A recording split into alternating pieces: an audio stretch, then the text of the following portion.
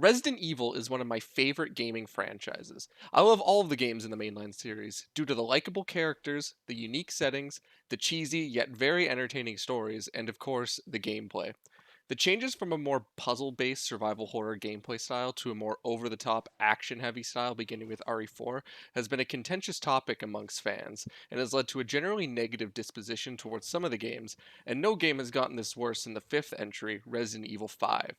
In this video, I'm going to tell you why I not only tolerate, but love this game, just as much as the others in this classic series. So, without further ado, let's get right into my look at Resident Evil 5. the first thing I want to bring up, and hopefully this won't be too controversial, is how beautiful this game looks. Even in 2021, these visuals are absolutely stunning. This is thanks to a few things, the most important being the incredibly versatile MT Frameworks engine. This was Capcom's proprietary engine initially created for Dead Rising in 2006, but it was later adopted as their default engine and would go on to be used for games such as Devil May Cry 4, the Lost Planet series, Marvel vs. Capcom, and of course, the Resident Evil series. With this powering the game, it manages to run buttery smooth while at the same time pushing impressive visuals that, although not photorealistic, are just full of color. Now, this is really taken advantage of by the vibrant African setting. Speaking of, it's kind of hard to talk about this game without mentioning the controversy surrounding the choice to set this game in Africa. Now, I don't think there's anything I can really say that will change your mind on this. It's something that either bothers you or it doesn't. Personally, I don't see a problem with it, as I highly doubt Capcom had any malicious intentions with the creative decision to set this game in Africa. But, getting back to the presentation, I think one of the reasons this game has aged so well is thanks to the art style. It's something that's hard for me to put into words because it's certainly not a cell shaded style by any means, but it doesn't look photorealistic either. It's this weird spot in the middle that I don't think I quite have the vocabulary to describe, but hopefully the footage will speak for itself. I'd also like to commend Capcom for how well they do their PC ports. If you had asked me when this game first came out, I would have probably said, well, duh, this game runs well on PC. MT Frameworks is a reverse engineered PC engine. Half the work's already done for them. Well, I probably wouldn't have said that because I was 11 at the time this game came out, but regardless, I think the RE engine powering the most recent Resident Evil titles, as well as Devil May Cry 5, pushing photorealistic images at a very high frame rate, has proved that Capcom truly are wizards when it comes to their technology. So the graphics are great, but what about the story? This one's a little bit harder to decipher, and of course, it's going to be much more subjective. Personally, I think the plot is nothing too special and can be fairly hard to follow sometimes. Bioweapons, corporate conspiracies, underdeveloped villains, and inconsistent pacing, it can get a little bit messy. However, what makes up for this is the characters. I don't know what it is about Capcom games, but the writers have a real talent for making these incredibly likable characters that are fun to watch and be around. Chris Redfield returns after assumedly doing nothing but hit the gym for the past 5 years, with his new partner Shiva. Jill Valentine is also brought back, and these characters are all great, but who I really want to talk about here is Albert Wesker. Don't you two ever tire of failing in your mission? Finish this once and for all. I think the odds are fair. 2 on 2. The right to be a god.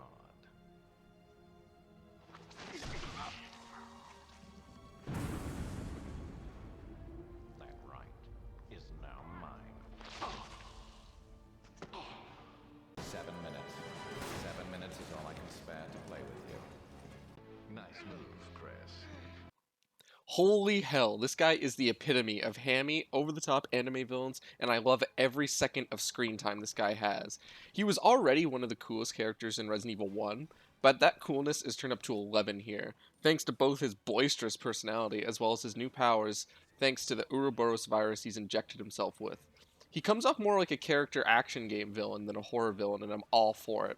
You can't tell me that these two scenes don't have the same energy. So, this is what they call a heartwarming family reunion, eh? Well, isn't this one big family reunion? I would expect you to be happier to see us. Or these two scenes. Just don't know when to give up.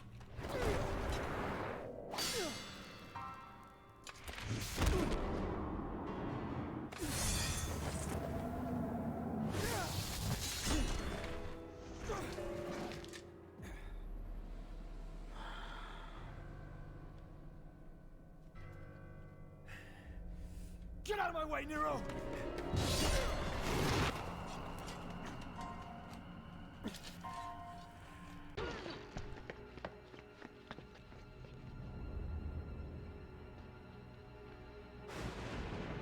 What?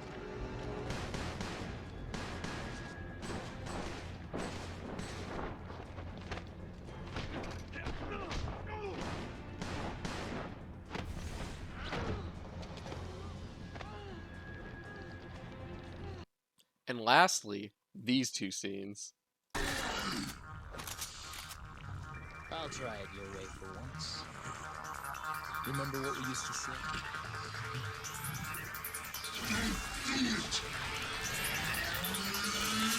Jackpot.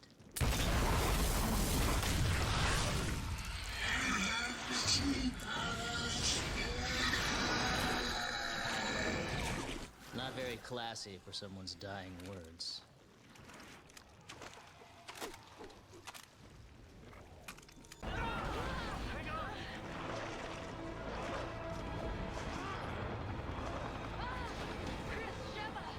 Use those!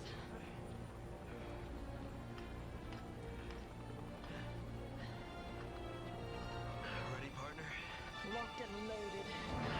Suck on this, Wesker. Your time's up, you son of a bitch.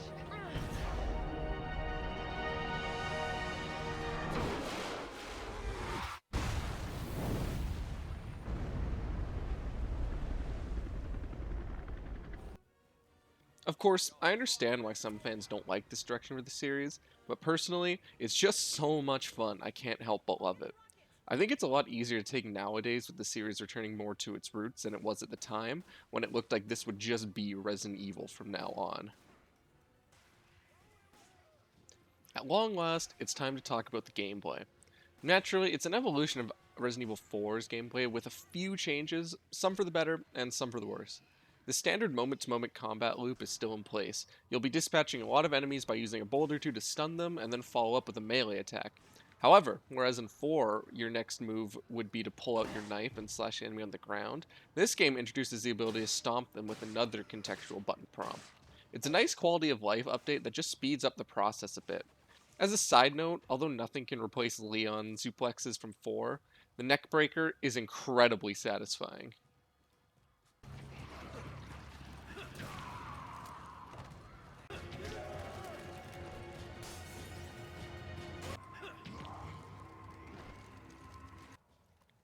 Speeding up this combat loop is especially important in this game, as the crowds of enemies you face will be much bigger on average than in 4.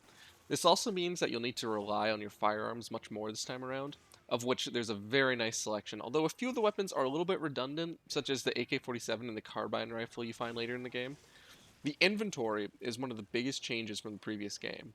Whereas Leon had a much bigger grid inventory in which items would take up differing number of spaces depending on its size, Chris and Shiva have 9 total spaces with each item taking up 1 space. Another thing to note is that accessing the inventory doesn't pause the game like previously. The lack of space is somewhat compensated for by having a system similar to the storage box from older games that you can access at the shop in between chapters. It's a system that isn't necessarily better or worse than Resident Evil 4's, it's just different, and it complements the much more arcadey style of 5. On top of that, it most likely was made to accommodate having a co-op partner, as it's one of the key features of this game. Even among people that dislike this game, it's generally accepted that this is one of the best co-op games out there, and with that, I would wholeheartedly agree. However, the AI you're stuck with when playing alone has taken a lot of criticism over the years. Before recording for this video, I'd only beaten the game once, which I did with a co-op partner. When I went through the game recently, though, I had to use the AI partner because I'm a loser and don't have many friends. But needless to say, I was very worried about what I was in for due to everything I'd heard. However, what I found was actually a pleasant surprise. With a little bit of micromanaging on the inventory screen, I was able to not only stop Shiva from being a burden, but I actually turned her into a useful ally. By giving her exclusively weapons I don't use, she would no longer steal ammo from the levels that I needed, as well as equipping her with healing items turned her into my personal healer. I swear, I drop into red health and she would sprint her ass across the map to come heal me.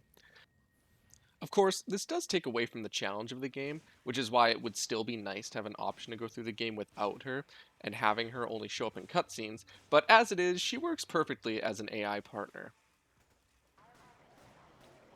Now, I'd be lying if I said I wasn't happy with the Resident Evil series returning to its original direction recently, as I do think it's the best course for the series. That being said, there's lots of enjoyment to be found in the camp action of this period of Resident Evil games, through the fun as hell characters, over the top and gamey combat systems, all powered by the miraculous MT Frameworks engine. I really do hope you'll give this game another chance after this video. I am happy for the return to form, but a part of me will always miss this. Thank you all so much for watching this video. This took a lot more effort than a lot of my normal videos usually do, but I had a lot of fun making it. And I had this idea of the positive gamer. I was thinking about turning it into a series where I take a look at games that are either considered bad or, in the case of Resident Evil 5 here, just considered a weaker part of its series. And yeah, I don't know. Let me know if anybody would be interested in that, because I have a few ideas of games that I could talk about. But yeah, any other feedback you got would be very much appreciated. And once again, thank you all for watching. Bye for now, and I hope to see you next time.